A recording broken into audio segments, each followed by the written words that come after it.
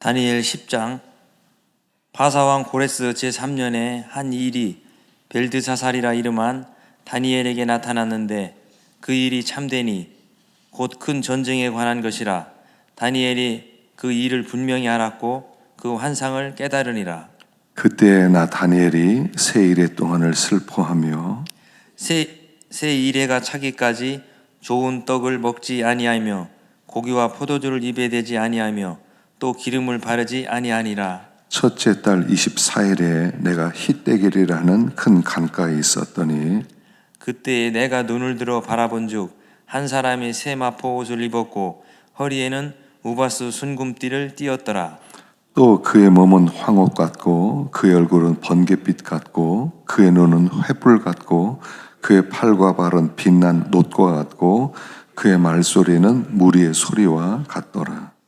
이 환상을 나 다니엘이 홀로 보았고 나와 함께한 사람들은 이 환상은 보지 못하였어도 그들이 크게 떨며 도망하여 숨었느니라. 그러므로 나만 홀로 있어서 이 큰 환상을 볼 때 내 몸에 힘이 빠졌고 나의 아름다운 빛이 변하여 썩은 듯하였고 나의 힘이 다하여 없어졌습니다.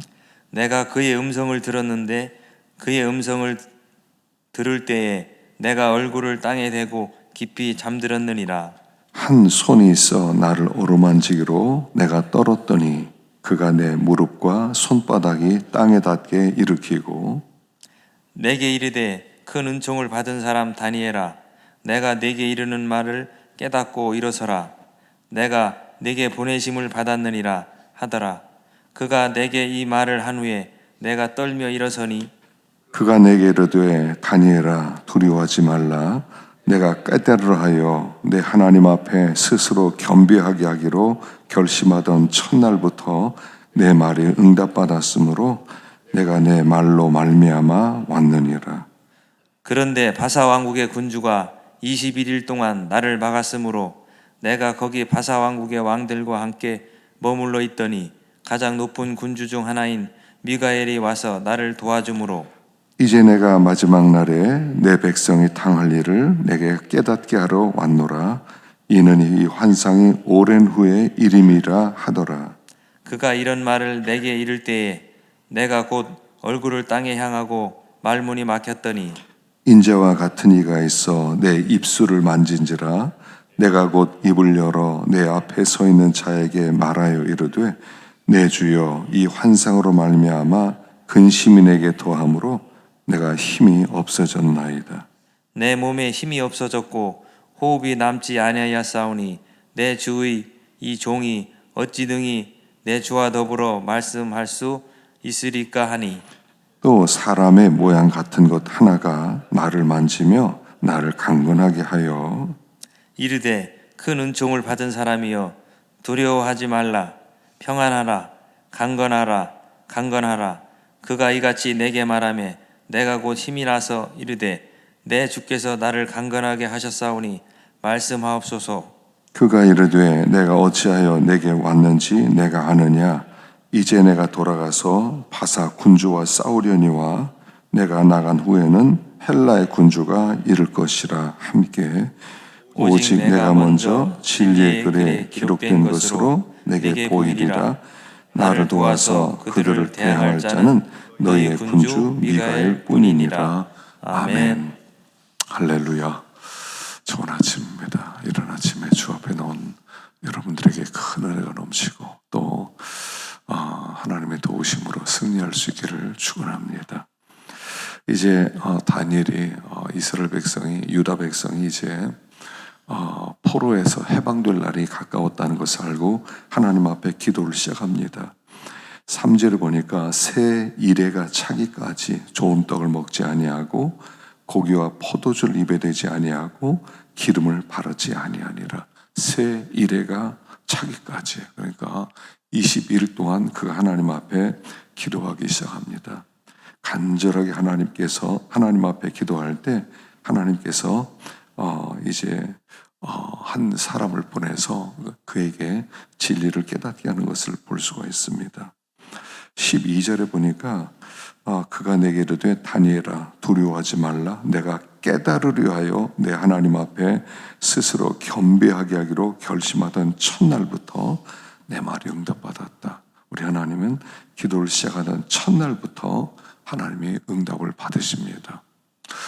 기도하는 것은 마음이 중요한 거예요. 하나님 앞에 내가 마음 중심으로, 중심의 진실함으로 기도할 때 하나님이 들으십니다. 중요한 것은 얼마나 오래 기도했느냐, 사실 그거보다 어떤 마음으로 기도했느냐가 중요한 거죠. 중심의 진실함. 하나님 앞에 하나님께서는 진실함을 원하세요. 그래서 이거는 하나님만 아시는 마음이에요. 내가 정말 하나님의 은혜를 입고 이 마지막 날 있게 될 일을 내가 깨닫기를 원한다 라고 기도할 때 하나님이 가르쳐 주시는데 13절에 보니까 바사 왕국의 군주가 22일 동안 나를 막았다. 그래서 바사 왕국의 왕들과 함께 머물러 있었는데 미가엘이 와서 나를 도와주었다. 이렇게 말씀합니다. 자, 사탄이 방해한다는 겁니다. 우리의 기도에 사탄이 방해하는 겁니다. 사실 우리가 기도가 연약해지고 또 지속성이 약해지는 것은 뭐냐면 사탄이 방해하기 때문에 그렇다 하는 것입니다. 악한 세력이 항상 곁에서 우리가 가는 길을 막고 있다는 것입니다. 그런데 거기에 또한 하나님께서 하늘의 천사를 통해서 도와주신다 하는 거죠. 그래서 여기 군주 미가엘의 도움을 받아 승리케 된다 하는 겁니다. 사탄의 공격이 아무리 많이 떼거지로 몰려든다 하더라도 하나님은 반드시 돕는 자를 보내신다는 겁니다. 그래서 우리 곁에 우리의 원수가 있고 또한 우리를 돕는 천사들이 있다는 것을 우리가 알아야 됩니다. 그래서 기도가 안 될 때는 기도가 안 되니까 그만둬야지 할 것이 아니라 왜 기도가 안 되지? 또 어떤 악한 세력이 나를 방해하나 보다. 나는 기도하리라. 중심의 진실함으로 하나님께 나오면 하나님은 어떤 방법이 있는 응답하세요. 하여간 여기 세 일 동안 기도했다는 건 뭐냐면 그가 받을 때까지 기도했다는 거예요.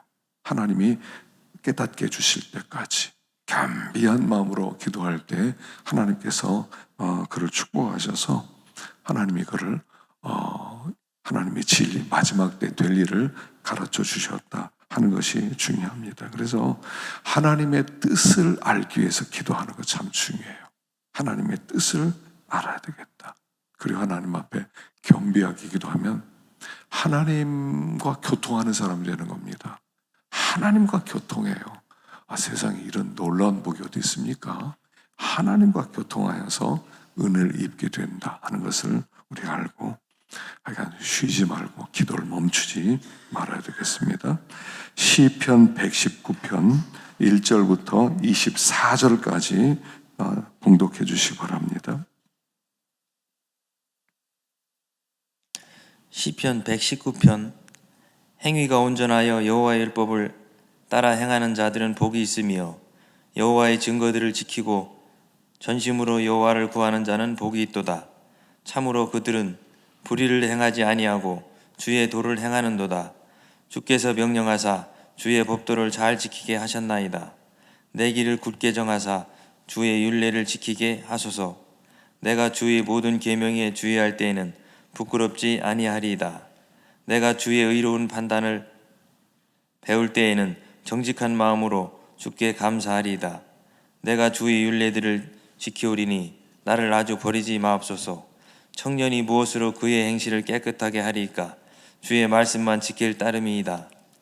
내가 전심으로 주를 찾아 싸우니 주의 계명에서 떠나지 말게 하소서. 내가 주께 범죄하지 아니하려 하여 주의 말씀을 내 마음에 두었나이다. 찬송을 받으실 주 여호와여, 주의 율례들을 내게 가르치소서. 주의 입의 모든 규례들을 나의 입술로 선포하였으며 내가 모든 재물을 즐거워한 같이 주의 증거들의 도를 즐거워하였나이다. 내가 주의 법도들을 작은 소리로 읊조리며 주의 길들에 주의하며 주의 율례들을 즐거워하며 주의 말씀을 잊지 아니하리이다. 주의 종을 후대하여 살게 하소서. 그리하시면 주의 말씀을 지키리이다. 내 눈을 열어서 주의 율법에서 놀라운 것을 보게 하소서. 나는 땅에서 나그네가 되었사오니 주의 계명들을 내게 숨기지 마소서. 주의 율례들을 항상 사모함으로 내 마음이 상하나이다. 교만하여 저주를 받으며 주의 계명들에서 떠나는 자들을 주께서 꾸짖으셨나이다. 내가 주의 교훈들을 지켰사오니 비방과 멸시를 내게서 떠나게 하소서. 고관들도 앉아서 나를 비방하였사오나 주의 종은 주의 율례들을 작은 소리로 읊조렸나이다. 주의 증거들은 나의 즐거움이요 나의 충고자니이다. 아멘. 수고하셨습니다. 2절에 보면 여호와의 증거들을 지키고 전심으로 여호와를 구하는 자는 복이 있도다. 어떤 사람이 복이 있냐면 하나님을 구하고 또 율법을 따라 행하는 자가 복이 있다, 이렇게 나옵니다. 그래서 하나님의 말씀을 행하고 하나님을 구하는 자가 복이 있습니다. 우리가 이 세상에서 복 받고 싶어 하세요. 복을 많이 받았으면 좋겠어요. 근데 복은 무엇이냐? 하나님을 구하고 또 하나님을 모시고 사는 것이 복이다 그랬습니다. 성도가 귀한 것은 그 심령에 하나님이 거하시기 때문입니다. 하나님이 거하시기 때문에 복이 있는 자고, 또 하나님이 그와 함께하기 때문에 복이 있는 자고, 또 그가 영원한 복된 길을 걷기 때문에 복이 있는 자입니다. 항상 우리가 내 안에 하나님이 계신다. 주의 성령을 근심하게 하지 말라. 그 너희가 구속의 날까지 인치심을 받았다 그랬습니다. 그래서 성도가 하나님을 모시고 살 때 복 있는 자다 하는 것입니다. 9절에 보니까 청년이 무엇으로 그 행실을 깨끗하게 하리까? 주의 말씀만 지킬 따름이니이다. 청년이라는 건 뭐냐면 가장 혈기 왕성할 때입니다. 가장 주의 유혹을 많이 받을 때입니다. 가장 이 세상을 바라보면서 세상을 추구할 때가 청년임입니다.